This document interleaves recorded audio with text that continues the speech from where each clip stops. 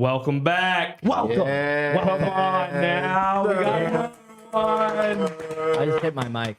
Hopefully they didn't pick up. They did. I'm sure You'll be all right. You'll be all right. Well, I want to introduce somebody, as you probably see. Okay. Special guest here. This is actually Coach Loff. He coached me in college. His real name is Tony Loeffler. I don't call him Tony. That's not going to be a thing. But Coach Loff, thanks for coming on, brother. I appreciate it. Thanks for having me. Absolutely, absolutely. Also, a huge shout out because he brought the bottle. Oh, yeah. Let's clap it up. He brought the bottle. Yeah. That's we awesome. appreciate Thank that. you for that. Absolutely, we appreciate Absolutely. that. But, Loff, you said you want me to do this. Usually we don't, but apparently I'm going to do it. I guess you got to. I guess I have to describe it. So Eagle Rare, guys. Oh. If you know whiskey or bourbon, this is a Buffalo Trace distilled bottle. Shout out Buffalo Trace. Yep, we have Buffalo them. Trace. We have them before. Do we Yep. have Friends of Trace. yeah? Is that happening? Hopefully, because In the we're actually works. talking to someone who is a part of the Friends of the Trace. Yeah, 4 years running. Yeah. But this bottle, I'm going to get into it. Life, liberty, and the pursuit of happiness, the cornerstones of Gardner. the birth of the nation. Epitomized by the American bald eagle, hence the name Eagle Rare. And if you see the E on the eagle is an actual eagle. Cool. So that's pretty cool. That is Nation has come to represent the freedom, spirit, and independence of an individual, giving the world products and innovations that are uniquely its own. Okay. Our one such innovation was Kentucky Straight Bourbon Whiskey. Early Kentucky settlers created bourbon, the true American spirit, in the late 1700s. Hey. This bottle, Yeah. I'm excited for it. Yeah. yeah. It is a very good bottle, and it's very, very hard to find. So we got something special, huh? It's very special. Yeah. Because I was talking to Loff earlier before the pod started, but he was saying how, I mean, he luckily had an extra bottle because he used to get these stuff back in the day, you know, but now, I mean, even Buffalo Trace is hard to find, you know. Yeah, it is. That's true. Especially with some of their rare stuff. But this is a, what'd you say, $80 value? I think it's 89 is the If you can get it right. MSRP Right. retail price. I was going to say, usually sells for probably 120, 150. Used to be cheaper. Really? Yeah, How much do you think you bought it for? $40 probably. Oh, wow. That's crazy. Maybe 50. That's crazy. Yeah. That is crazy. Well, I mean, should I crack it open? I guess. Okay, we do. Let's do it, Let's baby. do it. Maybe. What's in the bottle? I'm just kidding. That's a little early. I'm a little early for it. You was excited. Yeah, what? Yeah, I like that part. Come now, on too. now. Hopefully, I can get this open. See, we need a bloopers of him trying to open up bottles. Hey, Rod. hey, That's what we need. He A got it bloopers of open. that. He got it open. He struggles. Oh, there you Oh. go. There you go. There you go. Give me the whiskey glass. Yeah. Come on now. Always pour the guests first. Yes. You've had a long day of work, right? Yeah. Perfect. Oh yeah, Yeah. it's gonna be good. Yes. If you can, I'll take it. It's one of those days. Huh? It is Friday night. It is Friday night. Why not? I like this energy. Double up. Double up. We're doubling. Let's go. Oh, man. All right. Oh, Last but not least, Tao himself. Woo! Yeah, there you go. That's a pour. That was that's a thick. pour. That's how you pour it. Probably need a little more Okay, ratio. No, you're right. You good? Hey, I'm just making sure. You gotta watch him. Save the rest. gotta for the watch special it. occasion. Yeah. He's dangerous. Yeah. What do you guys smell? Let's see. Let's see. Loft told me before this, though, he's not very good at this. I couldn't tell you what's in it. I can't smell. That's I can good. smell I if know it's one good thing. or if it's not good. I will. I know one too right away. Say it at the same time. 1, Two, 2, three. 3. Vanilla. Hold I've Don't watched hit a that few of these button podcasts, and I know you guys always hit the middle. Oh, vanilla. You can smell it. You I can smell it. It's coming out. just- It's coming out. Oh yeah, It's like strong. You can. There's no vanilla. Get them. I'm telling you right He's now. faking. Somebody else look it up. Someone told me with whiskey, so like, you know, you're not supposed to get the whole. Yeah, the scent. whole. You're supposed to yep, waft it. Yep, in. yep, yep. Mhm. But I don't know. You told us that? Adrian. Yeah, did on our third episode. I'm telling he you told right us now, that. there is. bourbon. This is on Buffalo Trace's website. Dude, it has to be vanilla in here. There is no vanilla. Okay, so we're wrong. Okay. You're wrong. I guess we're wrong. Maybe I could have butterscotch? sworn. I thought we were right. You're close. You're close. Honey. Toffee? Honey. Honey. Oh, yeah. you got it. What'd you say? Toffee? He's right. What? You had to know that. You said you were good at this. There might have been some prior knowledge. I might have heard them say that when I was at the distillery. Are there some other like smelling notes, or should Yes. we give it a taste? One more, two more smell, three more. smell. Wow. I mean, I smell citrus. Then, if there's no Okay, Luke. orange, is there orange in this? Whoa. Hints of orange peel. Whoa. I'll give that to you. Very nice. Okay. What else? To be honest with you, I don't have anything else outside of that. Okay. Herbs, Okay, I wasn't gonna I'm get not. that. I feel like that's kind of a tough one unless you go Yeah. pretty heavy on it. But leather, and oak. I wasn't gonna get that. yeah, Yeah. You can go with oak for most of them. Yeah. You have a good chance. But yeah, leather, absolutely. yeah. Yeah. leather's a tough one. I think Yeah, after, that- I think after the fourth one, we gave up on just saying oak. Yeah, because 'cause that's everything just- is- it's It's got it all. everything. They're all, It's in the they're all in oak barrels. Well, Rods, we know what's next. Please hit it for me. What's in the bottle? Let's We go. gotta taste it, baby. Taste But it. cheers. Whiskey for the souls, Insurance for the wallets.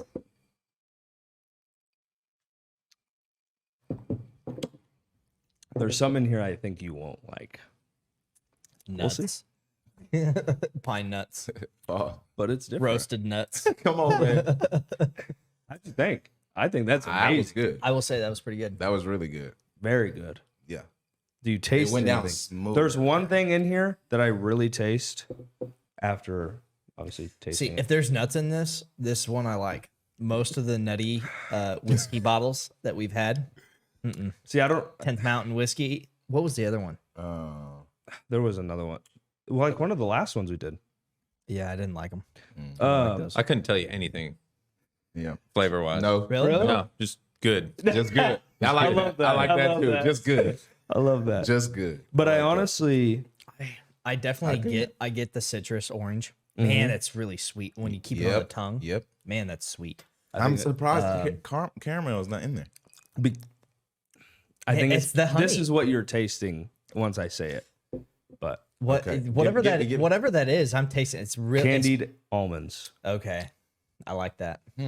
because is that considered a nut? Yeah, An almond? Oh, yeah. Okay. Tree nut. Yeah. See, and that's but like I don't really in my head I don't consider that really a nut because almonds So- don't taste. I'm allergic to nuts, so Are you? for most of them, So are you gonna like nah, die? the only one that screwball is the only one that will kill me. Oh, Actually, wow. Yeah, Wow. I think they We put had the that peanuts peanut in a butter. barrel. Yeah. we actually had that. Yeah, we did have that one. Damn, so you can't have screwball?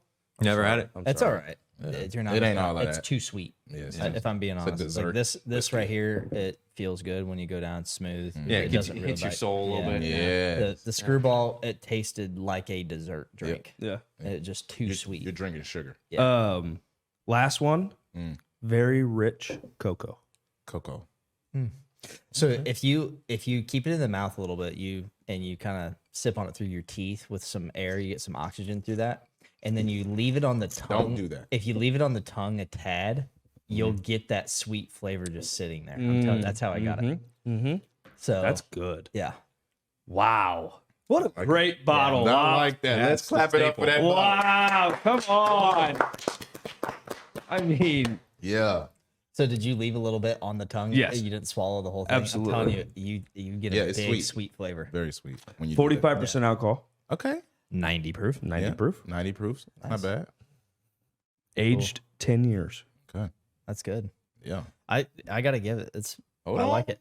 I like it. Okay. Should we? Nice. Let's let the guests Go Oh. first. Do you want to rate it? Sorry, hold on. Hold on. What? Reminiscent of port wine. Okay. Oh, okay. That's on the bottle. Yeah.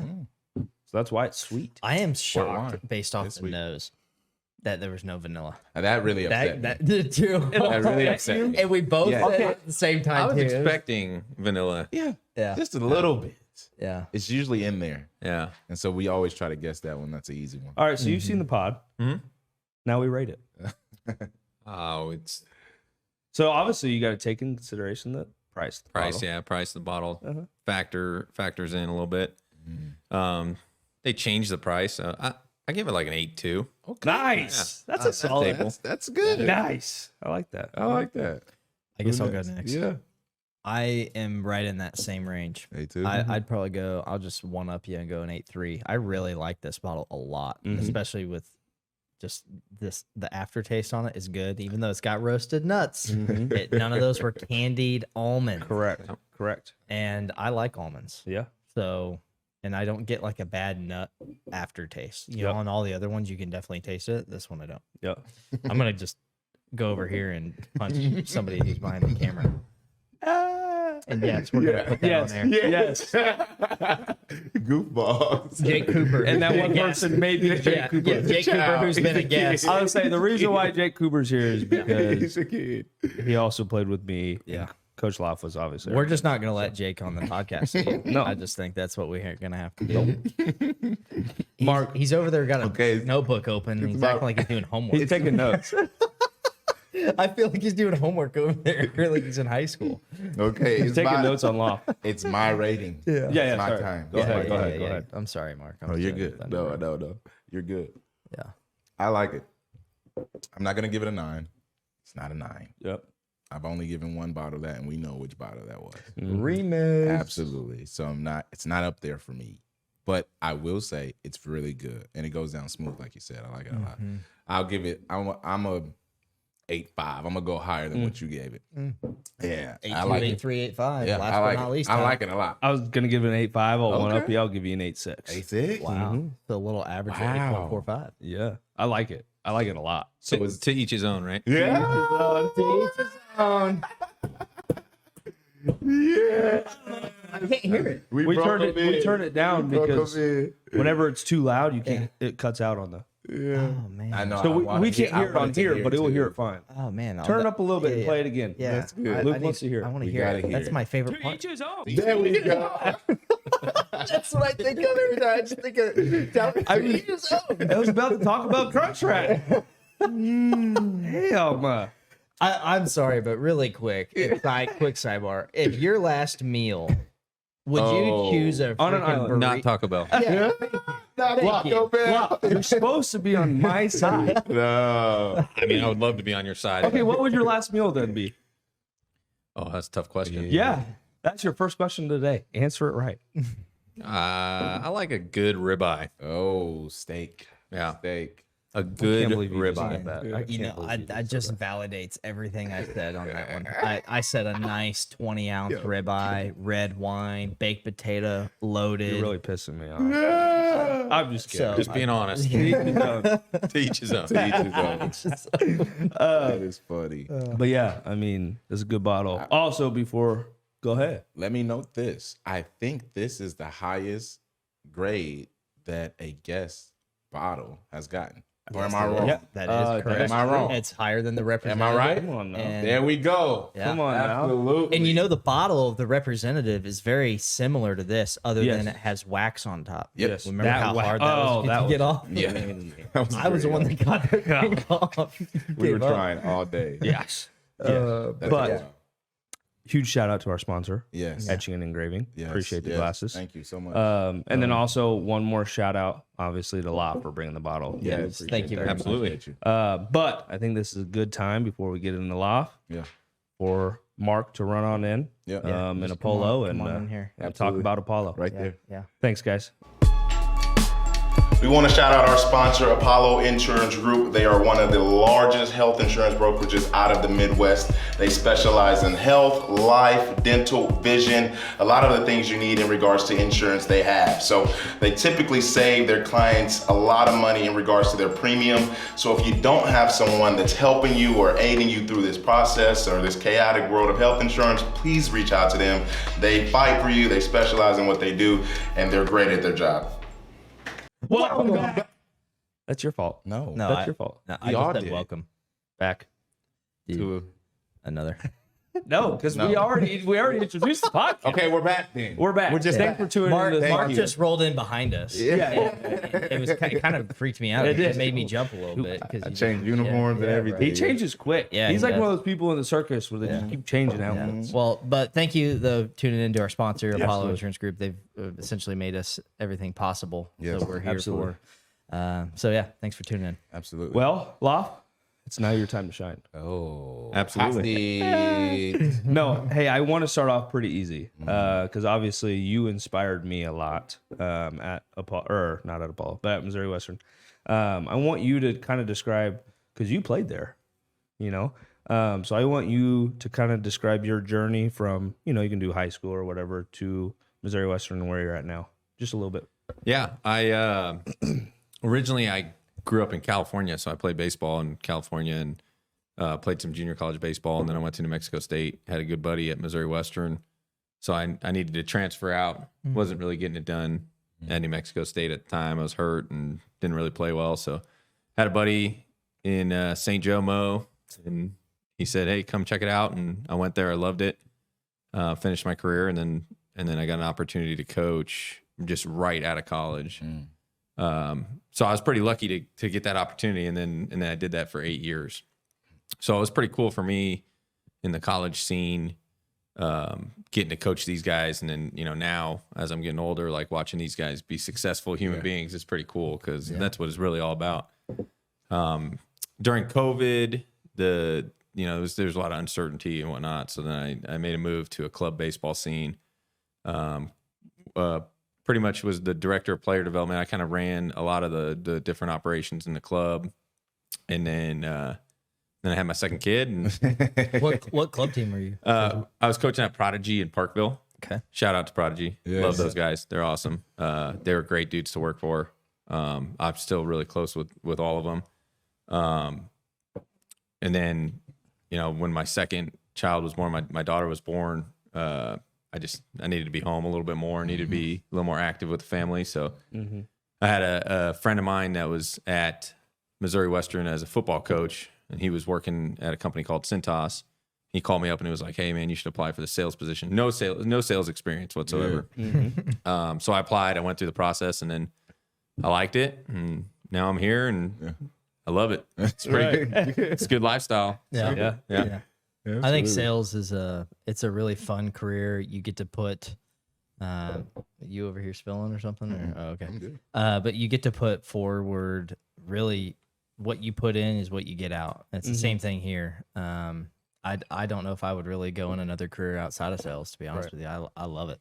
So Yeah. Yeah, and I think the culture of the company you're working for is like the direct impact of that sales job too. And I listen to you guys talk about, what you guys have in your company and how successful the people are that are kind of tutoring the younger people and coaching them up, and that's kind of the foundation that makes it enjoyable, and that's what I have now. And in my job is I have people above me that are not only, are they really good at what they do, but they're great at teaching it, and they're just polarizing figures when they walk in the room, and then you get to you get to sit at a table with people who are better than you, and if you're not surrounded by people who are better than you, then You're stagnant. you're not getting any better. Right. So that's kind of, the cool thing about listening to you guys and how you guys have so many successful and really good, people in the building. Absolutely. And That is really cool to hear. Yeah. I mean, especially from an outside perspective. We Absolutely. say it all the time, but like we're also a little biased, because Yeah. we work here. But hearing it from an outside perspective, it's really cool to hear. So Absolutely. we appreciate that. I think it's cool too that we get a different perspective on the show. Like you used to be a coach, Yeah. and now you're transitioning into a sales role, or you've been in a sales role for a while.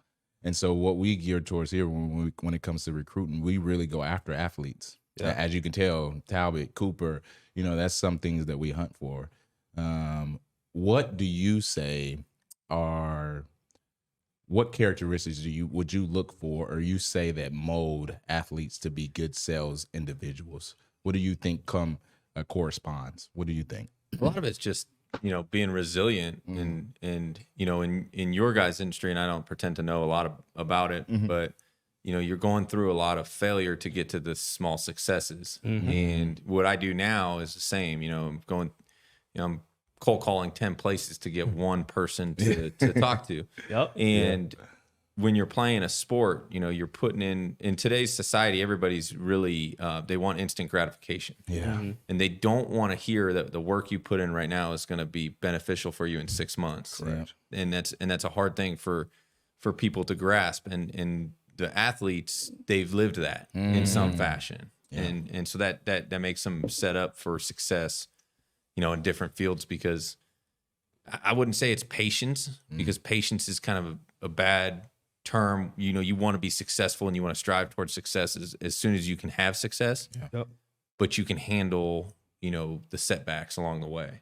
For sure. Yeah, I think the best word for it, and I think a lot of people overuse it, but it really is the daily grind better than patience. Because I feel like grind, there's work that requires, like the grind means you've got to put a lot of work ethic into it. And it's not just instant. There's no instant gratification there. So yeah, that's what I immediately think of.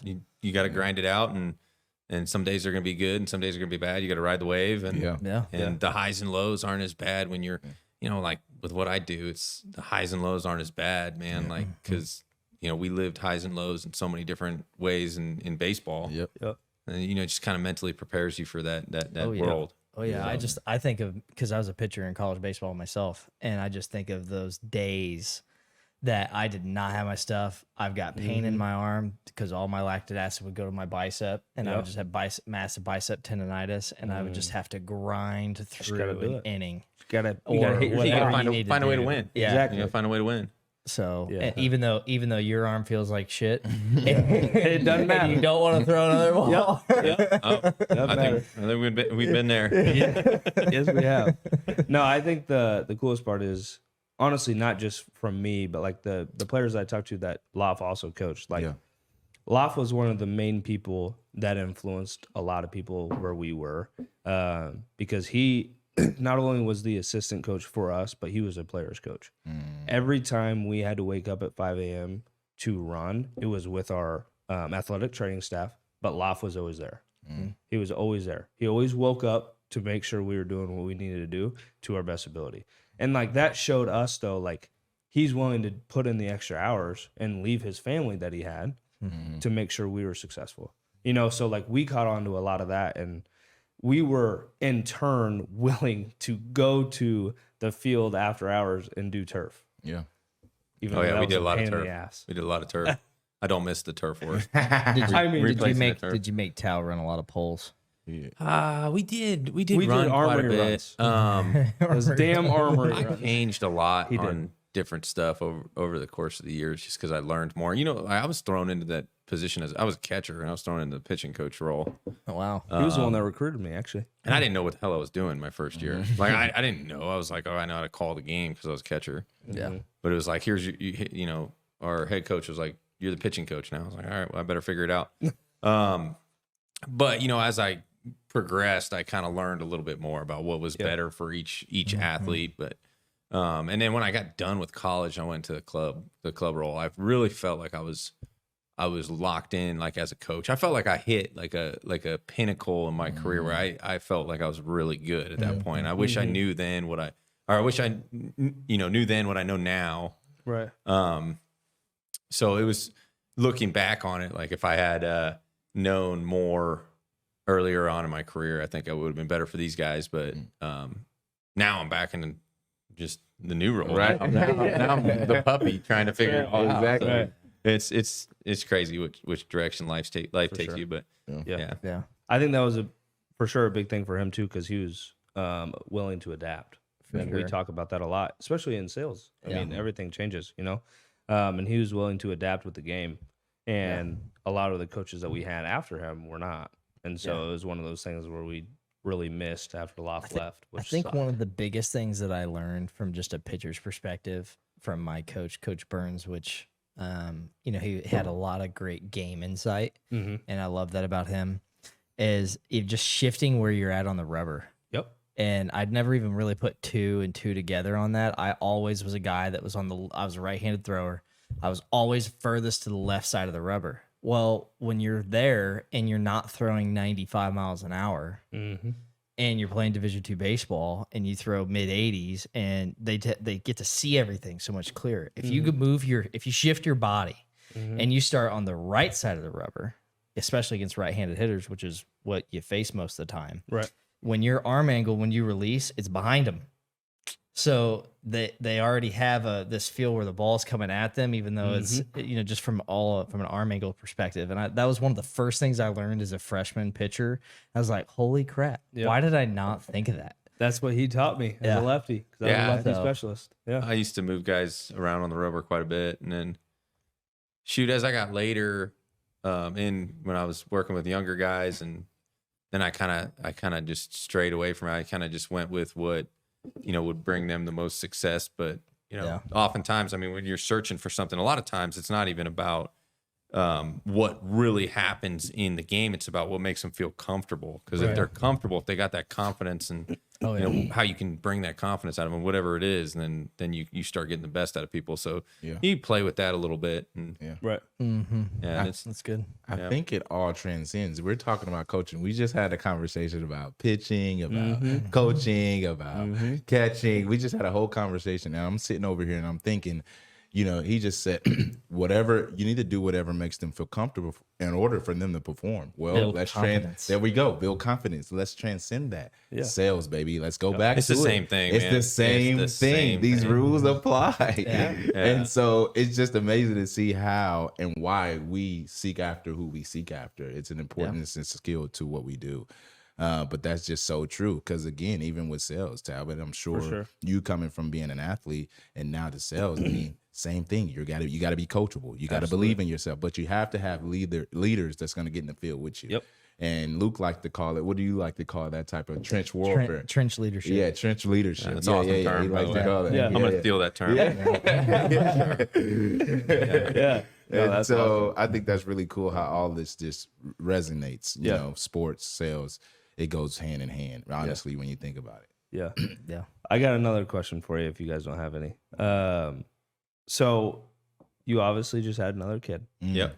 So I want to see, how did becoming a coach for so long help you prepare to be a dad? Oh, it's none of it prepared me to be that.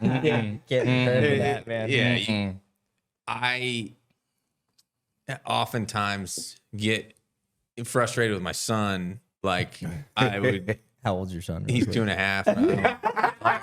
All the time, and I'm always trying to take a break and say, oh gosh, you gotta be patient with them, and you gotta relax. But yeah, coaching didn't prepare me to be a father in any aspect whatsoever.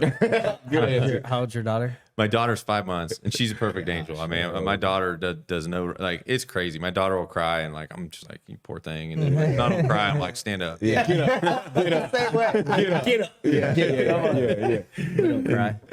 Stop crying. Like right now, he's on this big thing. We just moved houses. I've got a 2.5-year-old son. Not quite, but just under.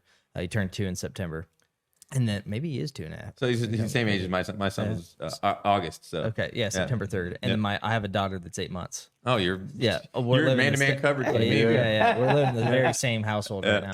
And I tell you what, my son right now, since we moved, we changed the scenery, and man, he is just throwing fits. He's not wanting to go to bed, and he always would, because I'm not really a big coddler. I like hold him, kiss him, do whatever I need to do to coddle. But something happens to him, get up. Come on, we're bigger than that. We're not gonna cry. We're not gonna be whining.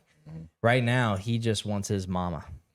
Oh yeah. And he's big on mommy kick because we've moved, we've had change of scenery, new house, new room, new everything, and even to the point where it's like he's like shunning me, and I'm like, Oh wow. Yeah. we don't play that. We don't play that game now, huh? That's what we do. Nothing will humble you faster than kids. Yeah. Yes. Yeah. They put you in your place real quick. Man, So yes, because they're so pure. They're just gonna I do can't whatever they relate. want to do. Yeah. Yeah, good. I will say before I was the dad that was afraid to have a kid. Mm-hmm. We were having a kid, and I was just like I was not ready. I was like, there was nothing that could prepare me more to have a kid. Yep. And then it happened, and then what people always say, whenever before they're having their first kid, like, what do you need to do to prepare? What do you got to do this? And I say, the instinct just takes over. Man, you just do. You just gotta be a man, and you man up. That is so true. Yeah. Instinct takes over, like seriously. And then you have to have a good support system. Yeah. You know what And I'm saying? it didn't hit me. It did not hit me because the whole time, the woman carries the baby for 9 months. So they really become that motherly instinct immediately because they're already carrying this little thing in their belly. Yeah. It did not hit for me until that baby was in my hands in the surgery room because we had C-section or whatever. So I was in my hands. And I was like, oh my gosh, This is real life. this is like I'm responsible for this now. So that's when it finally hit me. I think it hit me when I was driving home for the first time. Well, my son was born 6.5 weeks early, so we spent 3 weeks in the NICU down at St. Luke's. But then when I put him in the car seat, it was like, I gotta get my hands on the steering wheel. And I'm a fast driver. I'm a fast driver. I naturally drive fast left lane. I'm going 9, you're fine, 10, you're mine. That's my motto. And I remember driving home slow. That first time. Yeah. White knuckling. I had a 45-minute drive home. I was like, this is no good. Yeah. Scoot your seat all the way up to the front. And then when you have The second one. it was piece of cake. Yeah. I throw it in the car. Let's go. They kicked us out of the hospital with our daughter. It was like, I think we were in there for 24 hours tops, and they were just like, you guys have done this before, and we got a full moon. Oh, So we're gonna have other babies coming in. So you good? I was Oh, like, yeah, let's go. We're out here. So, well, thanks. All yeah. right. That one was piece of cake. My son was a little tougher. He was born early, so Yeah. I'm glad he's good. yeah, he's great now. So Absolutely. Well, I mean, I have more questions, but Yeah, I want keep asking. I want you guys to ask a question. No, we're here. Okay. We're here. I mean, if it goes We're too here. long, I may be We trying don't- to steal this man from Centos. Yeah. So let's not let that happen. You kind of already answered it, but I want you to hit it a little bit more.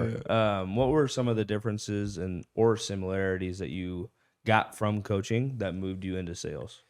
Like what made you drive? Like, I guess what brought you to Centos or a sales position immediately? well, the sales thing, it was just my buddies that I talked to were like, dude, you'd be good at sales. You'd be good at sales, and I didn't really know anything about sales other than recruiting, which was just calling kids that were playing baseball and trying to get them to play baseball. But when I went and interviewed for Centos, the reason I kind of wanted to leave was I was kind of stagnant in my career. I reached a point where I felt like I was a really, really good baseball coach. I felt like I was as good as I needed to be to move up, but there was just not an avenue for me to move up without moving my family. So then I kind of was in a position. I interviewed at Missouri Western where I had started my coaching career, and I was a finalist there. I don't know the details of how much of a finalist I was. They told me I was a finalist, but I did the interview process. I got the call. They said, hey, you didn't get it.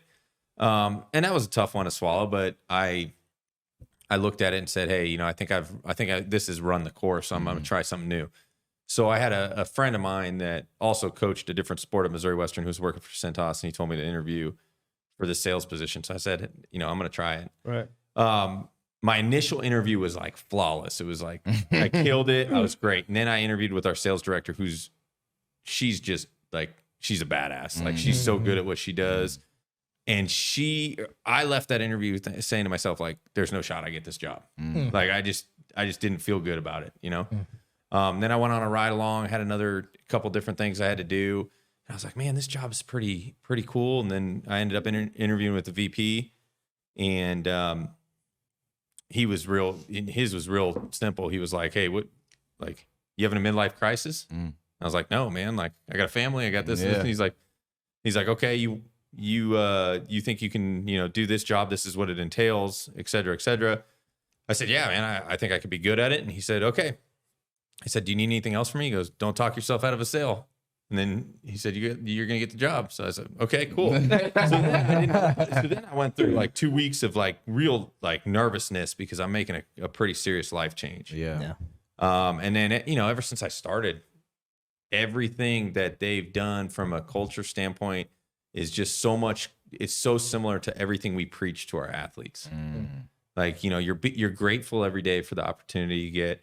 You're going to come in, you're going to work hard, you're going to put every effort you can, you're going to run the playbook, you know, and I don't want to talk too much about what we do at Cintas because I don't even know if they know that I'm talking about them, but you know, but like, you know, you run the playbook and you do what you're taught to do. And then there's not really a failure if you do what you're taught to do. Like, this is the recipe for success. And you guys know in your industry, like, you know, I was listening to Coop talk about it and how much it took him to get to success. He went through so many times where he was not doing good. And then he had these great leaders that were bringing him up and saying, hey man, let's do this. Let's do this. And he just learned. And if you just learn, then that's when your success starts to roll in. And, you know, and I don't pretend to be great at what I do yet, but I don't expect to not be great. You know what I'm saying? So, I'll get there as I go, but I have great leaders ahead of me that are helping me out a lot. And when you sit in a meeting every day and they say, hey, what can I do to help you? And that's the end of your meeting. Like, man, like, you're in a good spot, you know? And that's what I felt like we did as coaches. It was like, hey man, what can I do to help you? Even on the good days, even on the good weeks. Like, I might have a great week and, you know, my manager's still saying, hey, how can I help you for next week? You know? And so to me, like, that's kind of the culture that I really liked. So when I saw that and I saw the opportunity for growth and the upward mobility, I was like, man, I got to try this. And I love it. It's a great job. What are, if you don't mind me asking, what are some of your goals? Like, now that you're in sales, and my favorite question that I love to ask people is, what do you want to be when you grow up? Because, and that doesn't matter how old you are. Yeah. My goals obviously shifted like drastically over the last, you know, year, because I was in the coaching world now in this world. And really there's a lot of avenues to move up in our company. And so my goals, my 5-year, 10-year plan is to just, you know, move into a role where I can be, just a bigger piece to the puzzle, you know, and I don't want to like give away too much information about it, but just because I don't know, you know, how much they want me to talk about the internal part of it. But, you know, there's roles that are ahead of me that have a lot more responsibility and they have a lot more people under them. That those are those goals where I look at it. And there's a couple different paths you can go on the sales side, or you can go on, you know, like an account manager side. And I like the relationships with people. So I like the account manager position as it grows. And then there's just so many people, because it's a Fortune 400 company. I mean, they got people everywhere, you know? Right. And all of them have done the job I'm doing, which is the cool thing, where it's like every single person I talk to that is ahead of me has had success in what I'm doing, made a lot of money in what I'm doing, and like had a really good career path for themselves. So For sure. So that's what I like about it. I mean, I miss everyday coaching because you know, the impact, seeing Talbot and Coop having successful careers, like that means more than anything in the world. But it just doesn't work with the family, you know? Yeah. That makes sense. So, thanks for sharing that. I also love to ask, just because our mission statement is to positively impact people's lives. I'm sure you've heard that on our podcast. I'm sure you've heard we do that through 5 core values. We do it through work ethic, excellence, sacrifice, trustworthiness, and courage. So a lot of people have their own core values that they apply to their own day. But I think one of the things that we do, because we are hiring what I call kids, even though I'm still a kid myself, what I call kids out of college. And we kind of give them a compass and a purpose, especially if they haven't found that themselves. Do you have some core values yourself that you apply every day to help you be successful in specifically sales or leadership? Absolutely. I mean, for me, it's you know, hard work, obviously, and dedication. Obviously, I want to wake up and I want to get to work, and I want to outwork people. I also want to be professional about everything I do. So, you know, in both our industries, it's you know, being a business professional is a key part to being successful. And then integrity, of course, just like, you know, you guys are talking about it too, like helping people is key. So if you do things the right way, things are going to work out for you. And it's hard when you're in, you know, a sales position to not live in the gray area sometimes. But I coached for so long where my main motive was to help these guys grow. I can't shut that off. So even when I get into these situations in sales, it's like, you know, maybe even to a flaw, I want to take care of my customers, you know, and that's something that, you know, is really, that's stuck with me. But yeah, integrity and hard work, and then just being a business professional. I mean, like, you know, dress right, show up right, do the right thing, and take care of your side of the business, and then, you know, it'll all work out. So that's for me personally. That's Those cool. are three, yeah. That's awesome. Just so I ask a quick question. Sorry. That's all right. I have another one. I've asked 3 in a row, and I'll let you guys ask. Oh, you're good. But Hey, you're chilling. showing up, you said something there, hard work and showing up early and staying late. Yep. How many of your peers do that, and why do you do it to stand out? Because that is a tough thing, especially within our culture and the younger demographic. I would say even my generation. Yeah. The good ones do it. The good ones do it, and the good ones, sometimes it doesn't even seem like they do it, but they're doing the extra work to get where they need to be. And the people who can't hang in the sales world are people who make excuses about what, you know, I can't sell this because of this reason or that reason, or I can't get this done because of that. Instead of saying, hey, like, I'm going to put everything into it, showing up early. And for me, you know, it started in the coaching world, because for me, I wanted to make sure the players had that value instilled in them. Like, hey, I'm going to be here before you guys get here. At the very least, I'm going to be here at the same time you guys get here. Right. And then I'm going to stay later than you, because I don't want you to think that I'm not working, you know? But those are values that the younger generation is set on this 9 to 5, right? And the 9 to 5 is a fairy tale. Because even if you're good and you run your schedule 9 to 5, that brain doesn't shut off. Right. Because you're thinking about everything else you got to do. Especially in sales. Because you always got people calling. Your brain doesn't shut off. And I don't know how to help the younger people get to that level. Like, but it is something that's challenging. So if you look across the people that I work with, the ones that are good, you're fighting with them to shut it off. Like, my manager will email me at, like, on vacation, and we're like, you know, a sales team that has a pretty good line of communication. We're like, hey, take your vacation, take your vacation. But, you know, she can't shut it off, and that's why she's good. Calvin, does that remind you of anybody? Yes. And you appreciate those people, because they're constantly trying to help other people, you know? Yeah. So, but yeah, for the new generation, and there's a lot of things going on, even with the athletes too. They're getting paid in college. Yeah. They're getting an NIL deal, and you know, a lot of Division I athletes are making some money.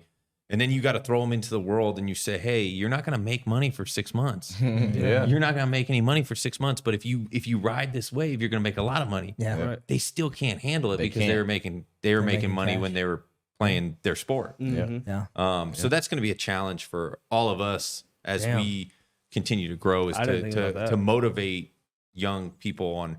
So you're at Centos. Do they require you to come in 9 to 5? They don't require me to do much of. I mean, they require me to. I mean, I haven't had a requirement. I don't know if that's because I just do what. What makes you want to do that from 9 to 5? What makes you want to show up? Because I want to win. You know, like, I want to win. Like, I don't want to. You know, it's funny, because they did. You know, in one of our trainings, they gave us like 4 motivating factors for what motivates you. And for me, I can't pick which one motivates me. Right? There's just.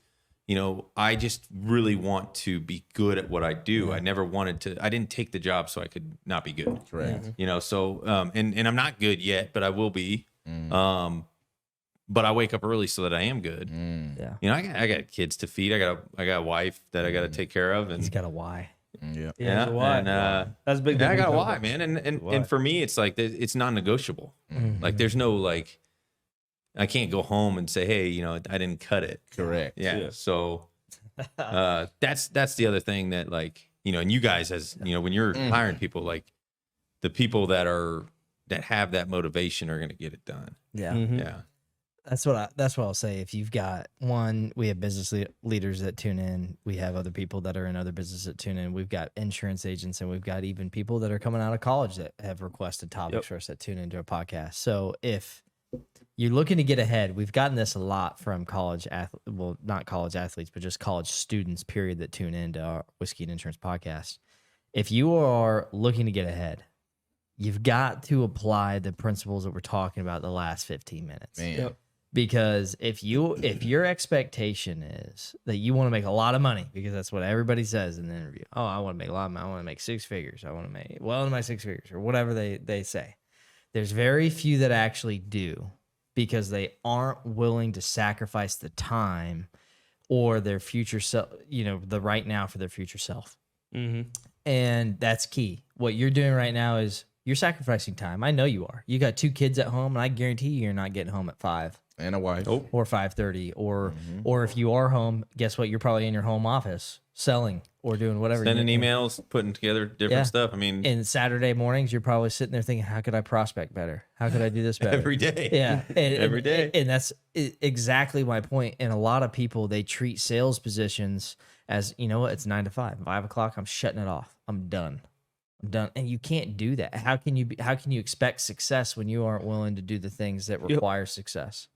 So I love the things that you said right there, and it's a really important key to future success. I think it's also crazy though, because like seeing him be able to wake up early and show up early and stay late, even when he has 2 kids and a wife at home, it makes me think like, why the hell am I am not? I not? Yeah. That should be the first thing for our generation. Yep. Like, you guys don't have, pardon me, but you don't have shit to do. Correct. You literally Correct. don't have anything. Correct. No, that's I correct. gotta give a lot of credit to my wife, because she lived as a coach's wife. It's tough to be. Yeah. Now in this role, I mean, she's on cloud 9, because most nights I get to eat dinner with my family. Even if I have to pull the laptop out at 10 o'clock at night, which I have no problem doing. Right.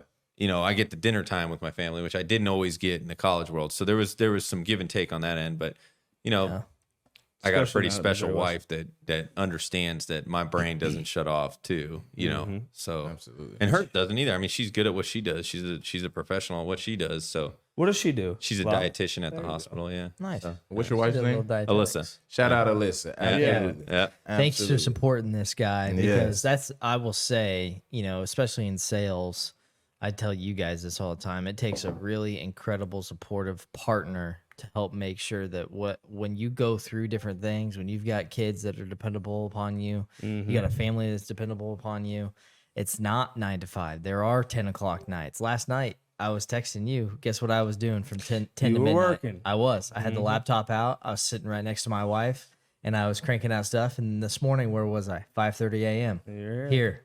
Podcast. Exactly. We filmed one podcast episode this morning, and we're filming one here at the end of the day, so that we have another episode ready to rock, because I'm going to be out of town in 2 weeks in Naples, Florida, trying to enjoy time with family. Yep. So that, the biggest thing that I always try and tell people is it doesn't matter what industry you go in. It could be sales, it could be business. You've got to be able to put in extra effort. You've got to be able to do those things. And I feel like we try and foster that at Apollo. I hope it sounds like Centos has got a great program where they're fostering that dynamic, or maybe not. Maybe you see your peers that are in the same level as you, and you're putting in way more effort than what they are. I don't know.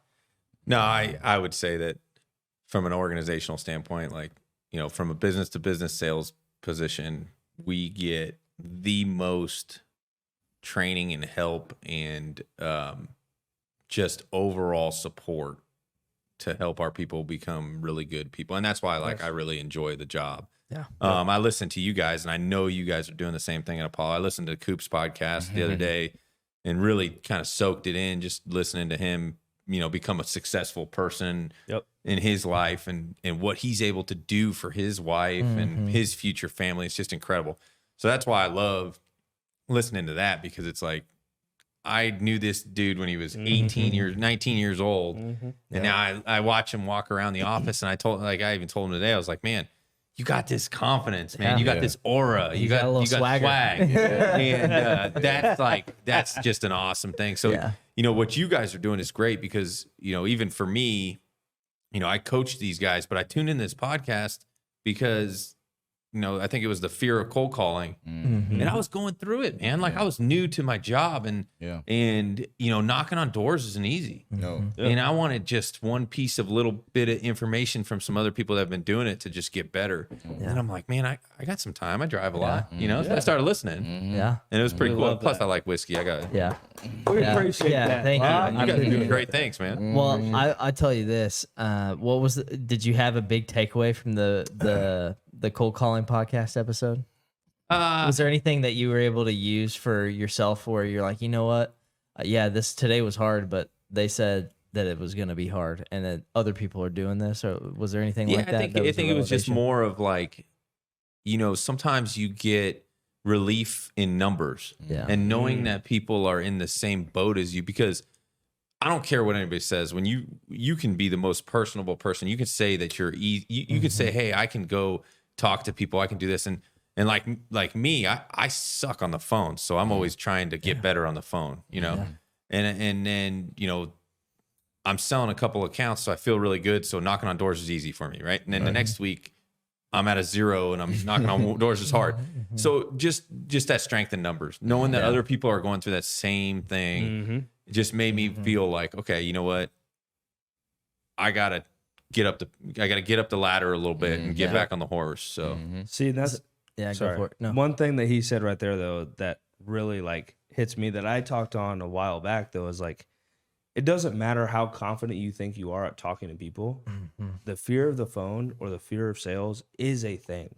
You have to understand it is vastly different. I think I said on that podcast, if I remember right, I used to, when I first got involved, I was 19 years old. My hands used to shake. yeah. Before I talked to the phone, I'd be like, I literally was afraid to talk to people. Yeah. And I was a confident I was young just saying, person, you put me in person with someone, it's easy. Yeah. I can talk to the brick wall and have Yeah. a conversation for an hour. Yeah, And you're the same way, and you're the same way. Like, And I remember it took those first successful deals to be done on the phone. Yep. I'm like, why am I making it so hard? Then what you notice is if you can do it in person, over the phone is way easier. Way It starts Way to get easier. easier. Yeah. Yeah. Well, yeah, because if you've done it in person, now you're talking to somebody virtually. Yeah. You've sold them in person. You've sold them face to face. You can do this virtually. You can, Absolutely. and then you take out the time of travel. Now you don't have to travel. Yep.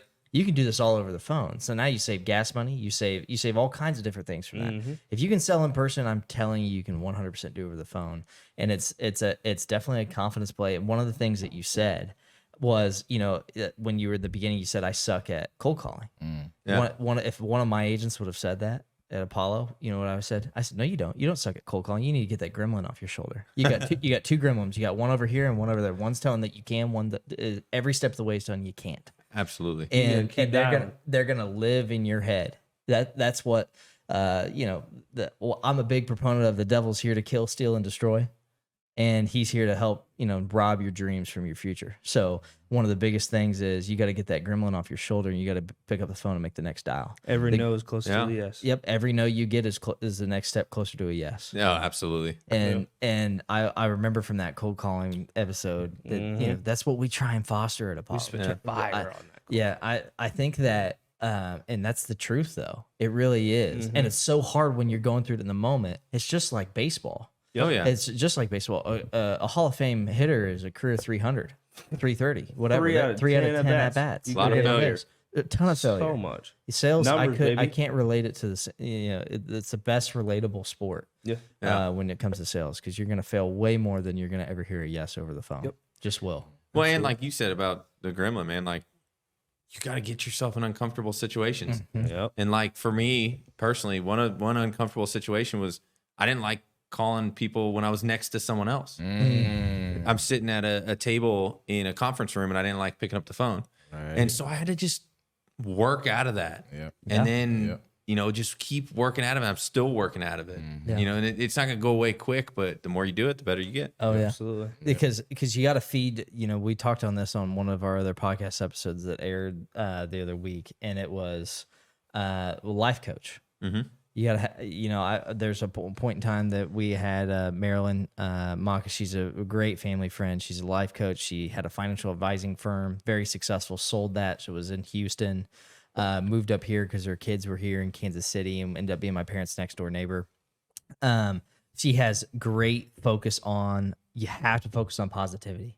Mhm. You let the negativity creep in your mind, negative words, negative statements. I can't do this. I suck at this. I can't do it. I'm around a conference room table. I can't do it. It makes me uncomfortable. Well, don't stop saying I can't. Start saying I can. I am great. I am awesome. I can cold call. I can do this. Words of affirmation. The words of affirmation transcend into positivity, and your mind starts believing what you say. It's true. Yep. It just is. So you hit that perfectly, man. Yeah. Yeah, man. That's awesome. Well, I think it might. I mean, be time. we can keep going on I mean, and on I mean, and on. I mean, He's got to hey, get home. You I know what know, I'm saying? It's late. Friday night. I know.